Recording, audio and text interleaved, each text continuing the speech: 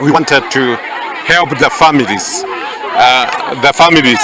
of people who have been affected by the floods, which has done a lot of damage in this area. And we are going to 3 villages. Today we are giving out 11 tons of food. We came with 50 bales of sanitary towels and other things, blankets, just to bless these people. And on behalf of our president and vice president and the team in US, in California, we want to say thank you so much.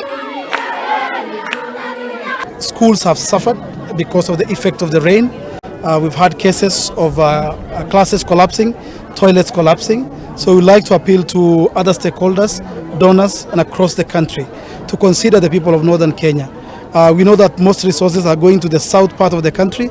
I think we appeal that stakeholders come into northern Kenya and try to help areas like Baragoi, areas like Marsabit County, and Samburu County in general. With our partners, Kenya Dryland Education Fund, in support of education initiatives in Samburu North, we are giving out bursaries for needy students here today to commission a laboratory, which we have done through the national government CDF for the year 2023-2024. We are also looking for making strides in development within this community.